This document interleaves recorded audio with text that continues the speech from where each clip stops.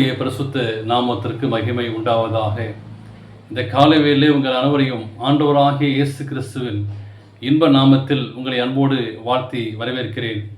விண்துளிகள் வாயிலாக இந்த நாளில் சந்திப்பதிலே மிகுந்த மகிழ்ச்சி அடைகிறேன். 2 ராஜாக்கள் 3ஆம் அதிகாரம் 10ஆம் வாக்கியம் சொல்கிறது, அப்பொழுது இஸ்ரவேல் ராஜா, ஐயோ, இந்த 3 ராஜாக்களையும் கர்த்தர் மோவாபியரின் கையில் ஒப்பு கொடுக்க வரவைத்தாரோ என்றான். தேவனுக்கு பிரியமான பிள்ளைகளே, இந்த நாளின் செய்தியாக குறை சொல்லாதீர்கள்.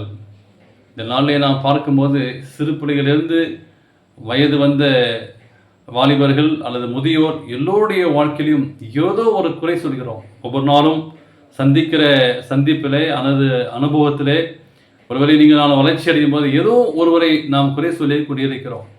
அந்த நாள் செய்தியாக குறை சொல்லாதீர்கள். தேவனுடைய பார்வையிலே நான் பார்க்கும்போது பொல்லானாக இருந்த யோராம் இஸ்ரவேல் ராஜ்யத்தை 12 வருஷங்கள் ஆண்டான். அவனுடைய ஆட்சி எப்படி இருந்தது என்று சொல்லி வாசிக்கும் போது, அவனுடைய ஆட்சி காலத்தில் மோவாபின் ராஜா என்ன பண்ணாரு, அவருக்கு விரோதமாக யுத்தம் செய்ய ஆரம்பித்தான். இதே வேளையிலே பார்க்கும்போது எருசலேமிலே நான் பார்க்கும்போது தேவனுக்கு பயந்து அரசாட்சி செய்து வந்த யோசபாத் ராஜாவாக இருந்தான். அந்த யோசபாத் ராஜாவாக போது தன்னோடு சேர்ந்து மோவாபுக்கு எதிராக யுத்தம் செய்ய வருமாறு யோசபாத்தை யோராம் அழைத்தான். தேவனுக்கு பிரியமானவர்களே, ஆனால் பார்க்கும்போது தேவனிடமோ தேவனுடைய ஊழியக்காரருக்கான தீர்க்கதரிசியிடமோ எந்த ஆலோசனையும் அவன் கேட்கவில்லை. யுத்தத்திற்கு தனக்கு ஒத்தாசையாக வரும்படி யோசபாத்தை யோராம் அங்கே அழைத்தான். யோசபாத்தும் தேவனிடமோ தேவனுடைய ஊழியக்காரனோ தீர்க்கதரிசி எந்த ஆலோசனையும் கேட்காமல் யோரையுமோடைய சேர்ந்து யுத்தத்திற்கு போக புறப்பட்டான். நடந்தது என்ன என்று பார்க்கும்போது, அந்த நாட்களிலே தேவனுடைய சத்தியத்தை கேட்டு அறிவதற்கு சகல வாய்ப்புகள் இருந்தன. ஆனால் அதை செய்யாமல் தன் விருப்பப்படி யோதாவின் ராஜாவை கூட்டிக் கொண்டு யுத்தத்துக்கு போகிறான். அநேக வேளை எந்த ஒரு ஆலோசனை நீங்கள் நானும் கேட்காமல், அநேக வாலிப பிள்ளைகள் எந்த ஒரு ஆலோசனையும் கேட்காமல் எடுக்கின்ற முடிவு தோல்வியாய் முடியும். குடும்ப தலைவரும் குடும்ப தலைவியும் ஆணுடன் கேட்கக்கூடாத ஒரு ஆலோசனையை அது தோல்வியாக முடிகிறது. இன்றைக்கும் அநேகர் தோல்வியை சந்திக்கிறீர்கள். காரணம், ஆணுடன் ஆலோசனை கேட்கும்போது ஆலோசனை இல்லாத ஜனங்கள் சீர்கெட்டு போகணும்னு சொல்லி நான் வாசிக்கிறோம். தேவ சமூகத்தில் ஆலோசனை கேட்க வேண்டும், அது வெற்றியாக முடியும்.